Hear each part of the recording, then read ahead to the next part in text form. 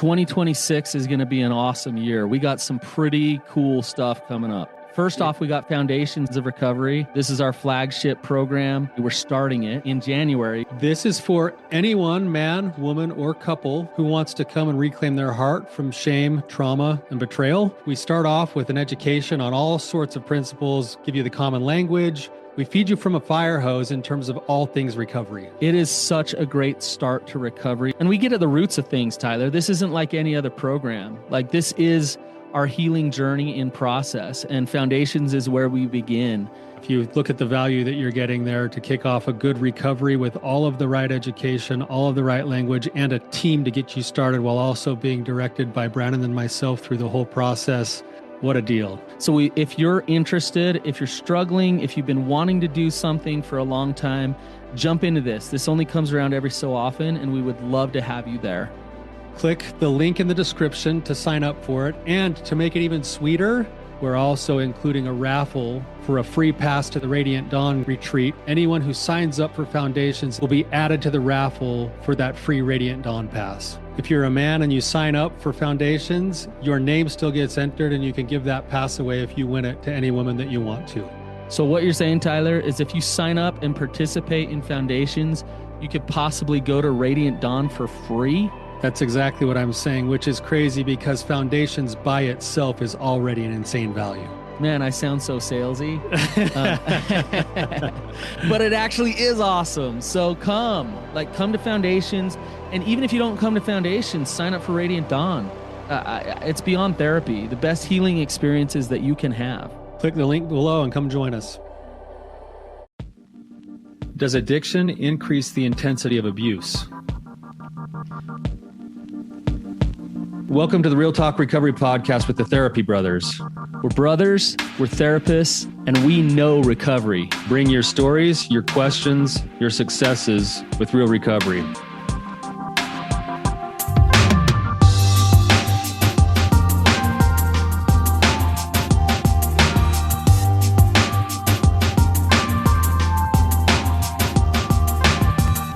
All right. Should be a good discussion today. So, how's it going, Tyler? Going great, man. Good. We just found out. I'm excited. I don't want to sound like I'm bragging too much, but we just found out that my daughter, who runs for Southern Utah University, she just got called up from kind of the practice team to her very first meet, and the very first meet happens to be at UCLA. So she gets to go run in the Rose Bowl this week. Shout out to Maddie. Congratulations. Yeah. So that's kind of that's the big news at our house. We're feeling pretty happy for her right now. Look at that proud father smile. Wow. Not that I live through my kids or anything. Yeah, right? Yeah, that's awesome. That's good news. Fun stuff. Yeah. Okay, let's dive right in, Tyler. I think this discussion could go for a while, so I don't want to waste too much time. So, Adriene, welcome to the show. It's good to have you. Hi, thank you. It's good to be here. Yeah, if you could just start by telling us what's going on with you, and then ask any questions that you have. Okay, sure. I guess just a little bit of background. I've been married to my second husband for 7 years, and so we have a blended family, and we're dealing with that. But when I was dating him, he seemed to be perfect. There was a lot of doting, a lot of attention, and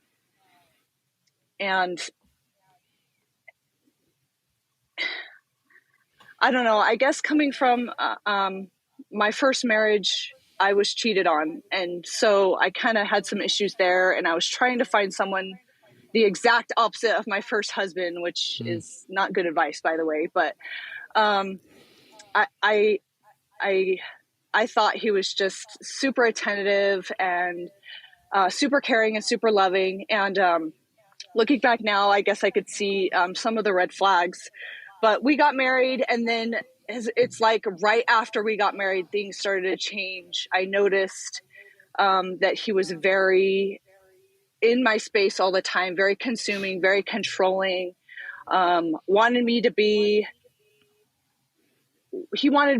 in control of where I was, what I was doing, what I was wearing, who I was hanging out with. And it started with like isolation from my family. My family lives about 3 hours away from me, and it was always a fight trying to go see them. And then I found out about his addiction, which was very severely downplayed while we were dating. Didn't have the full story on that. And then basically I was just going crazy for years. After the birth of our child together, I have 2 children from a separate marriage and he has 1. So we kind of had 3 together, and then we had 1 together. And after that is really when things started getting really bad. I think it's because I couldn't I wasn't paying enough attention to him, and I was kind of drowning in being a new mother. And we had issues before, but that's when they really got exaggerated, like after the baby. And there was just a point where I was like, I'm not okay. I'm not okay. Even in points where we were doing good in our marriage, or so-called doing okay, I wasn't okay. And God led me to the podcast with Brandon and Kobe and the expert. What's that? Betrayed the expert. The betrayed the expert. Yes. And the expert. Yeah. Yes. So I was led to that podcast, and I learned a lot. I learned a lot about addiction. But something was missing for me. Something was missing. And I was like, okay, but how do I heal? Like, we're focusing now on his addiction, and there's so much focus on him. And I felt like there was something missing. And I started learning about abuse, and that's when everything just clicked for me. And the reason why I'm here or asking this question is I feel like when you talk about abuse, I agree with everything that you say. And I also agree that it can keep someone stuck because we are the victim. I mean, legit, we are the victim. But I would like to talk about it in a way that's like, yeah, we are the victim, and we need validation for that, but we don't have to stay there. And there's healing and there's growth that can come from that. And it's a journey, and it's still a journey for me, and I still need help. And that's why I'm here, I guess. Right. Well, Adriene, I'm glad that you're on here today. I think that you're going to add a piece to our discussion that we've had in the past, where Brandon and I have had several episodes where we kind of talk about that word abuse and how it sometimes maybe gets misused or used in unhealthy ways for recovery. And I think what you're going to offer us today is a chance to look at the other side of that and say, when it is like, give some credence to it, and what do you do with it when it's legitimate, right? Right. So I think that's excellent. This is going to be a really good discussion. Let's talk about. I want to ask a little bit more when you talk about abuse, like what do you look at as abusive behavior? Okay, so for me, because we all abuse each other in little ways, and we all doing it unknowingly. And I get that. I mean, I'm sure I've done that to my kids. I'm sure we've all manipulated each other. But for me, there's kind of 4 things that I look at that I've learned personally in my education that constitute abuse. And there's isolation, there's manipulation, there's intimidation, and there's deflection. And so when it's more about the control and more about the power and more about fear and intimidation, then to me, it's abusive. And there's components of abuse as well that consist of entitlement, coercion, control, compliance, stuff like that,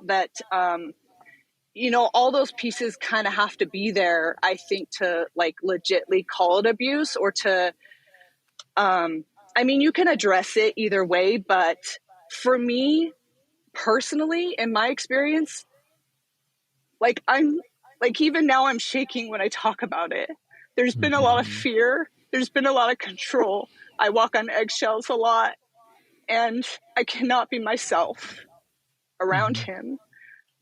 Yeah. I can't speak openly around him for fear I'm going to say something wrong, or I'm going to do something wrong, or somebody else is going to say something wrong, or I'm going to get a text message from someone that I had no control over that he's going to see as inappropriate, or that I'm going to talk to the wrong person about it, and, you know, it's going to get around town or something. Just not being able to be myself and having a lot of fear there.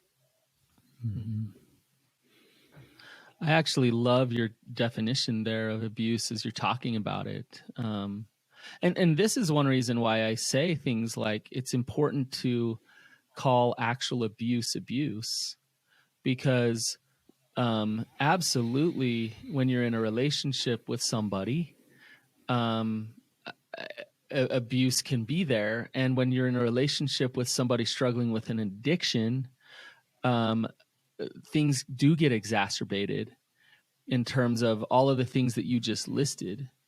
And so I think where it becomes problematic is when you call something that's not abusive abuse, and it kind of undermines the things that you're going through, Adriene.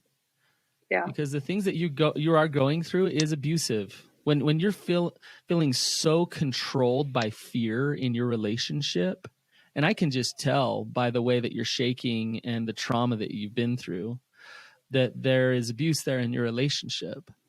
And that is absolutely important to acknowledge and to address and to look at, right?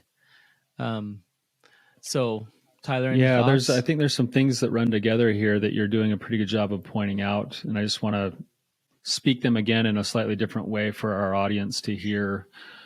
First thing I want to say, Adriene, is for somebody who's been through what you've been through and to be feeling the way that you feel, it's a pretty massive act of courage to be here talking with us today.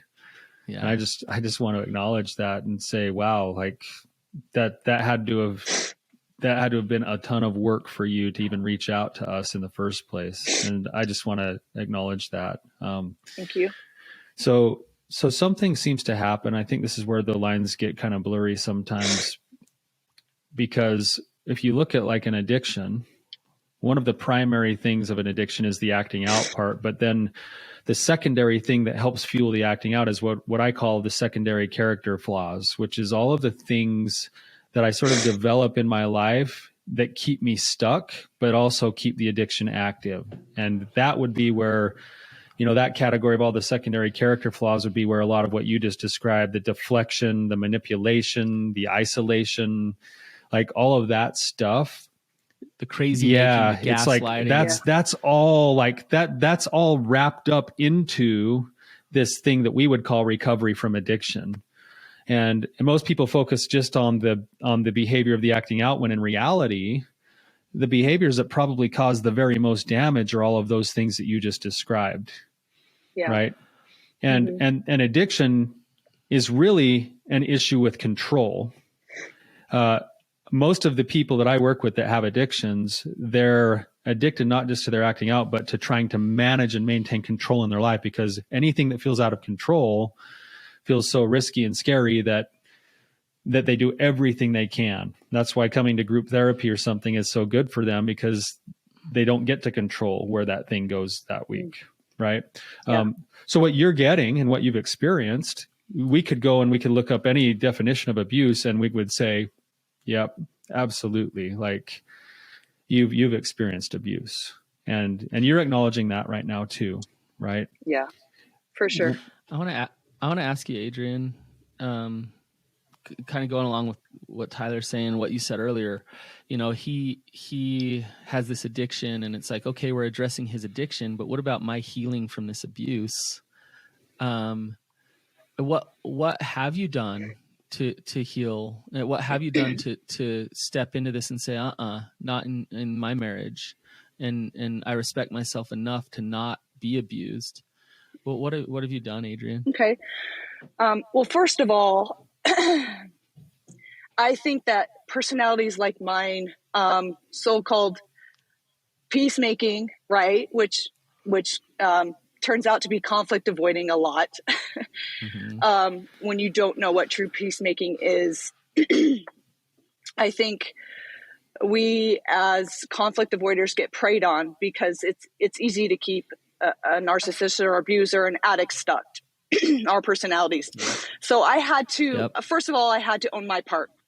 And that's not saying I had anything to do with the abuse or the addiction, but I had to say to myself, okay, where do I need to grow so that I can get my power back to make changes?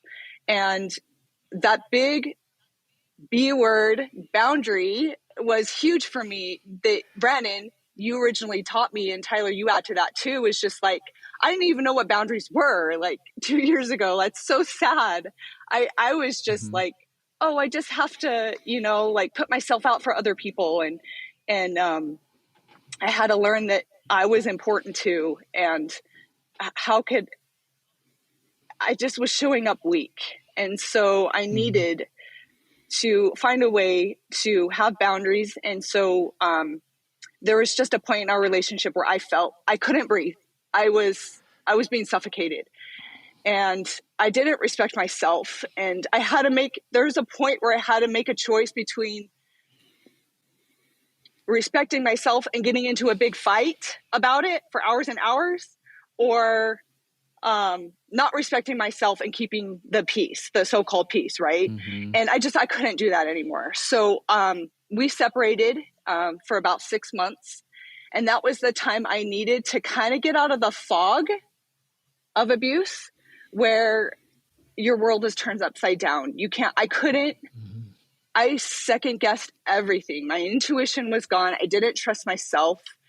And for me, I needed safety. And it was really about building my boundaries around safety that helped me heal, like start healing and start recognizing my worth and my value. And it's just really interesting. A side note about worth.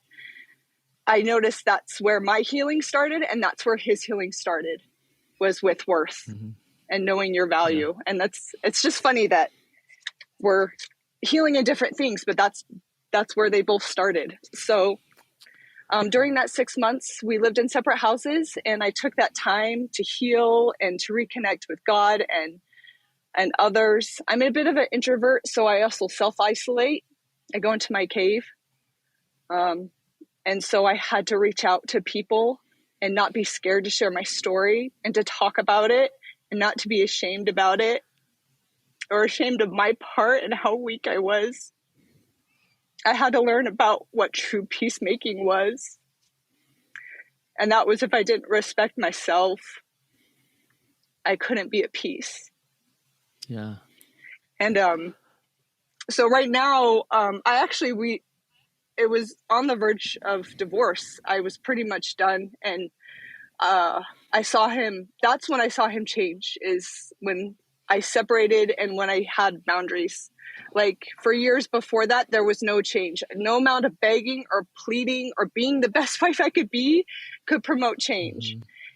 It was the boundaries, and it was just, no, I'm done with this. Like, I want this type of life. You can join in or you cannot. But either way, I have to be okay with that.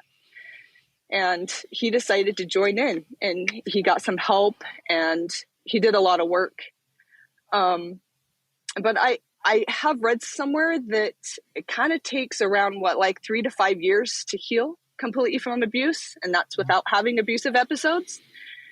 So I am moved back in, and we are working on things, but they kind of go back and forth. And so my healing is harder being near him.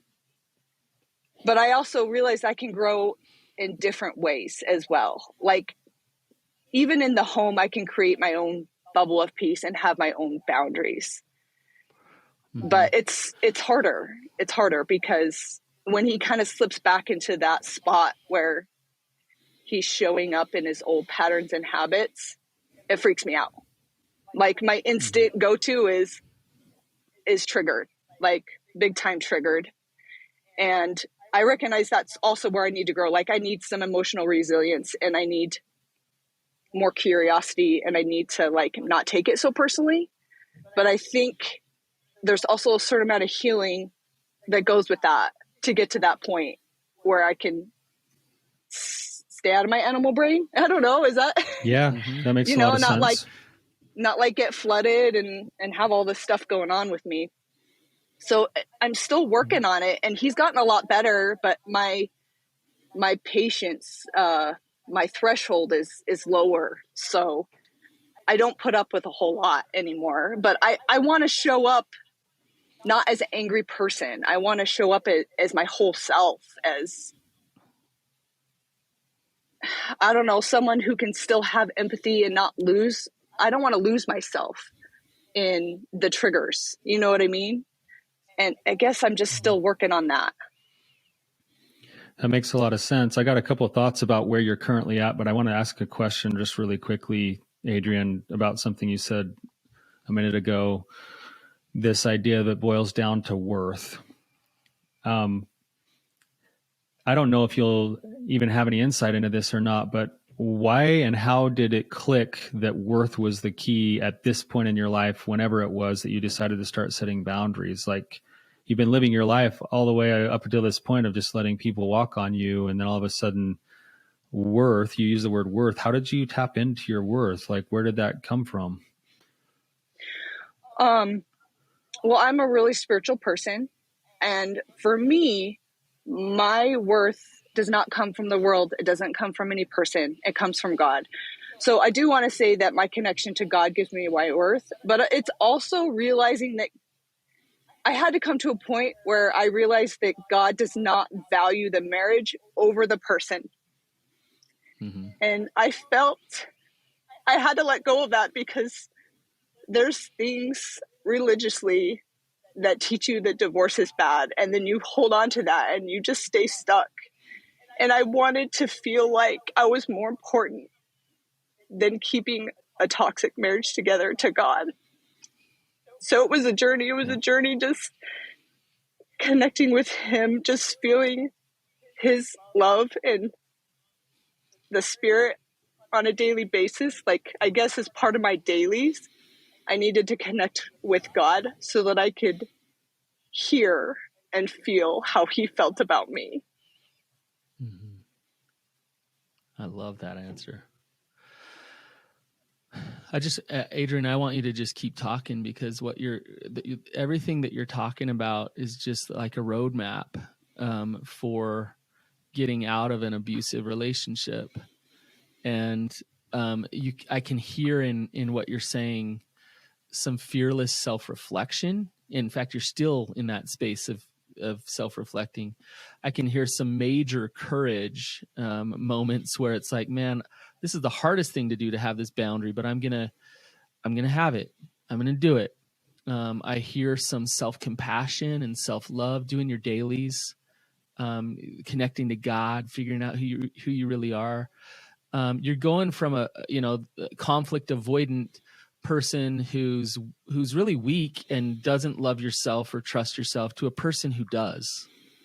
And notice what we're not talking about. We're not talking about the piece of crap abuser, and just ruminating in a victim state of that, right? It's not okay that he's abused you. That is not okay at all. But what you've done is you said, okay, what can I do about this now? And I got to reinforce one thing you said. God does not value the marriage over the person, or God does not value the marriage over the soul. And I'll tell you, I'm not God, but if my daughter were in an abusive relationship, I would value her over her staying married any day of the week, right? So I just want to hear you talk about your process, because you are doing so many things right and so many things good, and you're still in that process. And what do you know? You're still married, right? You're still hanging in there and kind of seeing what's going to happen here in this relationship. But you know that you don't have to stay married. Yeah. And stay getting abused in your relationship. You're going to be boundaried. Mm-hmm. I think there's a lot of freedom in coming to that place that you've kind of worked yourself into, and I can tell there's a lot of emotion when you say it. But getting to the place of going, I won't stay in a marriage if it stays abusive. And knowing that you're okay with not having it not play out, even though you really want it to, that gives you a lot of power and freedom in your choice. And I want to now maybe fast forward back up to where you're currently at right now, Adriene, because I think that Brandon's right. You've got all the basics of good healing going on right now. You're not sitting here complaining about him and going like, I'm just a victim anymore. And you're not angry and bitter and just going to hold on to that the rest of your life, even though that probably comes up from time to time. You're now in the midst of this place where you can see a little bit of the forest for the trees, and you can say, there's a possibility that this relationship could still work. There's some space inside of my relationship that I need to lean into in order for that to play out and see where it goes. And this is where I think you're kind of getting to, is with more practice, you're going to continue to build trust in yourself to know that you can set your boundaries accordingly whenever you need to. And when you understand that you can trust yourself, it allows you to lean even further, because you know you can set the boundaries when those things start to break down again, and they can be instant.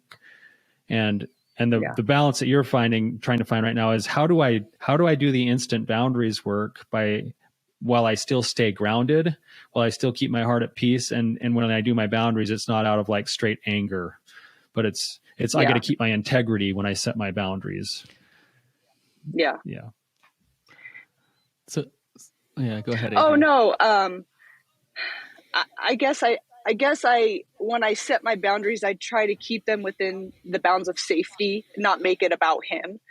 'Cause I don't want to control him. But Tyler hit it right on the head. It's like, how do I keep my integrity when I get triggered? How do I not throw in his face all the things that he's done to make me a crazy person when, he either consciously or unconsciously slips back into that abusive mode again? I think I just I get shaky and I get angry, and it can be something so small too, where that's how he's shown up in the past that's abusive, so it does trigger me. But I'm still working on that. How do I stay present when I get so I don't even know how to explain it. Like, it's like somebody's doing this. It's like I feel trapped, Mm-hmm. Trauma response. For our listeners who are listening, Adriene said somebody's doing this. She put her hand up her throat like she's being choked or can't breathe. Tyler, do you want to take a stab at that? I mean, she's still having trauma triggers. She's feeling anxiety. She's feeling intense amounts of fear. She's having a hard time staying in there with her husband because her guard is coming up, and for a good reason. If you were her therapist or what kind of guidance? I think you're probably already doing a lot of this, Adriene, but I would be continually working and reinforcing on like certain levels of things. Okay. So the first level, let's just think about it from your brain perspective, is that trauma response. That trauma response is likely to fire off faster than you're going to be aware that it's there.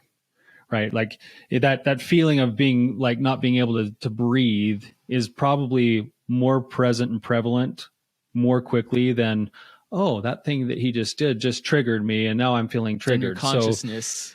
So you're kind of working from the bottom up with your brain, which means that the minute that you notice that your breathing is shallow or your heart's constricted or that lump is in your throat or there's that press on your shoulders, that's going to be the thing that will key in the first level of skills. And that level of skills is going to be awareness, self-compassion, grounding, physical grounding. You're going to get yourself grounded to the space and time and go, okay, whoa, there it is. Like there's this thing in my chest. There's this lump in my throat. Like, okay, can I regulate my physiology? Can I actually act opposite to the physiology for a minute and breathe deeper, soften my muscles, feel myself, my feet planted on the ground right in front of me, get oriented back to space and time. Yeah. And if I can do that, even if I give myself 60 seconds of just connecting to the physiology and then working on the regulation, I've had clients who can get good at this with, a minute worth of deep breathing and focusing on the in and out of their breath with their body, they can bring their heartbeat down by 20 or 30 beats a minute just by breathing. So if I'm giving myself permission to deal with the physiology first, then I can step into the next level of things, which you're doing already, which is now, okay, self-compassion for what I'm experiencing. And now what's going to be the healthy boundary that I need to set right now based off of my values and the situation that's right in front of me. Right. Okay. Brandon, you want to add anything? Well, I love those skills. So and a lot of these are like DBT type skills, grounding, also connecting, making phone calls when you're in that space, getting outside of that, just you and your husband space. Right. But what I'm hearing you say is I want to widen the gap. I want to be able to hang in there longer and stay in my wise mind when that trigger does come. And Tyler's kind of saying, and I totally agree with him, you might not be able to. What you might be able to do is catch it on the back end, regulate, and come back to the situation. But I do think you can desensitize the triggers. And I've gotten the question before several times. Should I really do EMDR or ART around betrayal trauma? Like, should I really do trauma work around my betrayal trauma?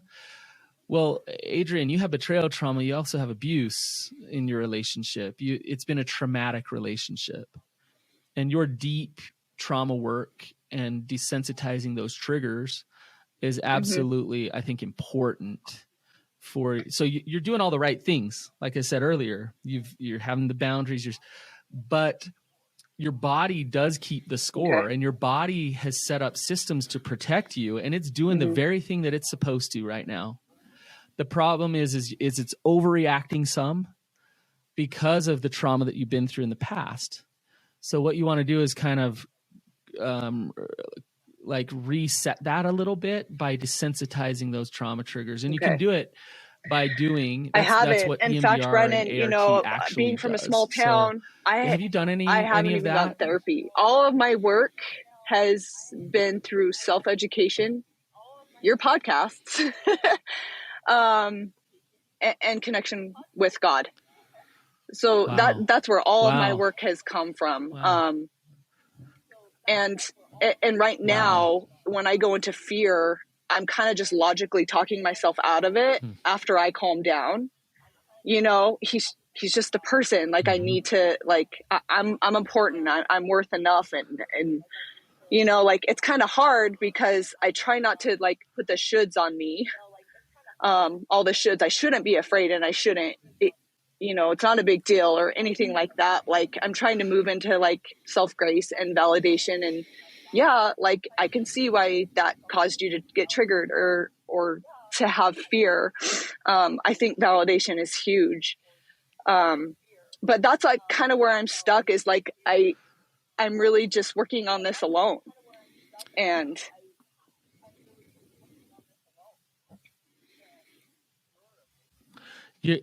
you're amazing to come as far as you have in working on it on your own. But I'm really glad you're coming to our retreat, because our retreat is similar to EMDR or ART in that you're going to have an emotionally corrective experience of surrender and healing, and taking some of this junk, this nasty energy that's inside of you, and figuring out how to release it.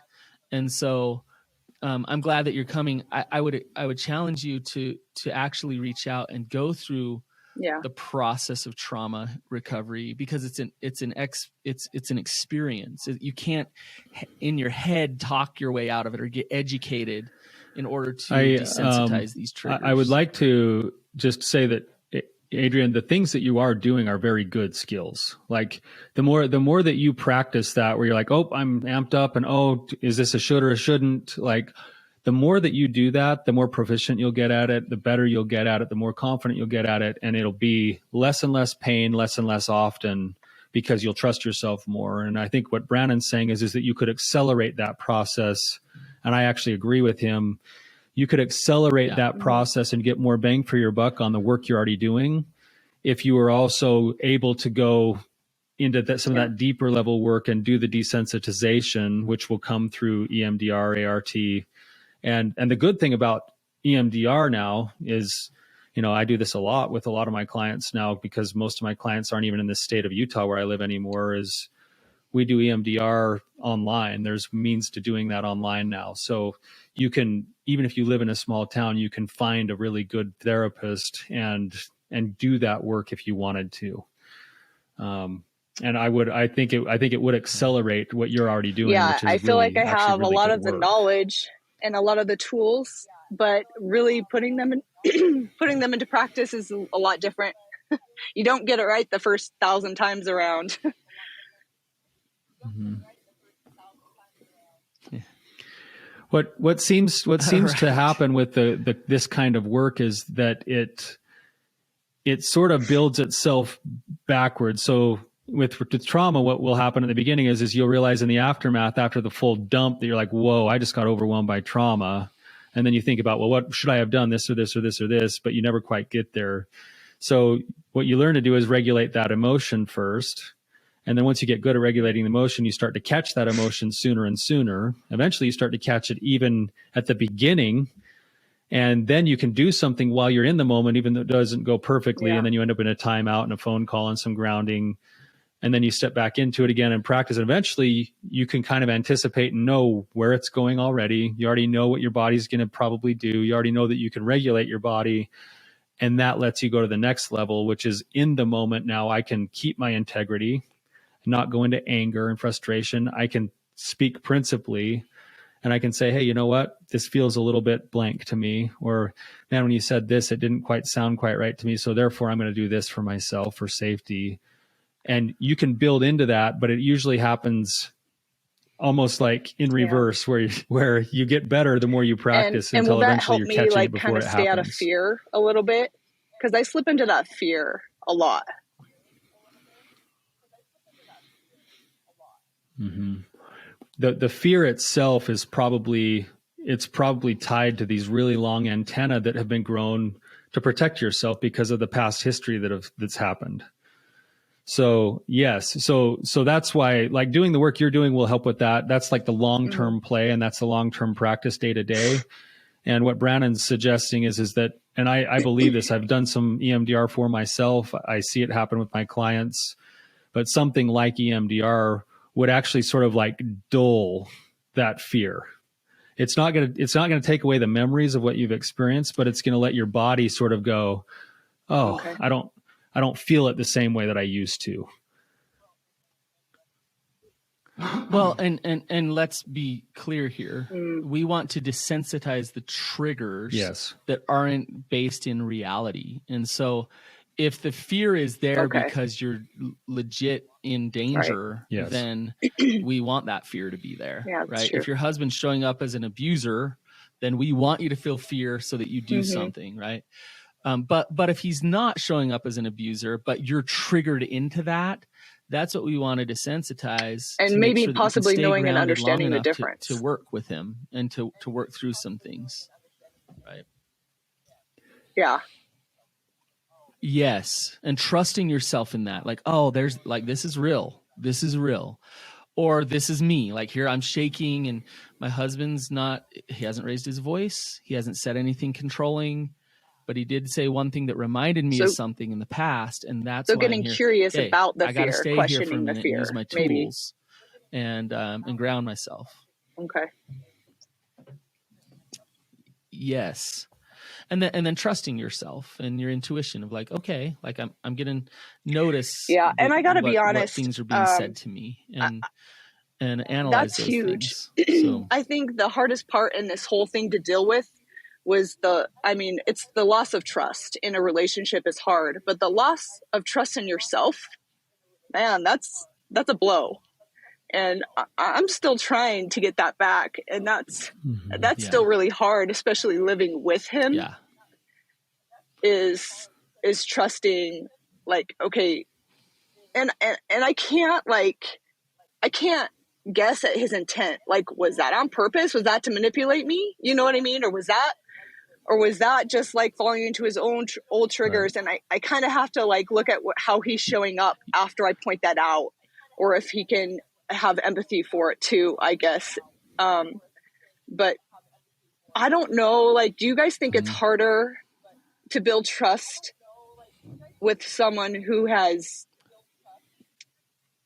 you know, there's been infidelity and addiction, but also abuse? Like, there's like, I don't know. He hasn't given me like a whole lot of reasons to distrust him, probably for the past 8 months, but like, I don't have any trust for him, like, at all. And maybe like part of that is rebuilding trust with myself too. I don't know.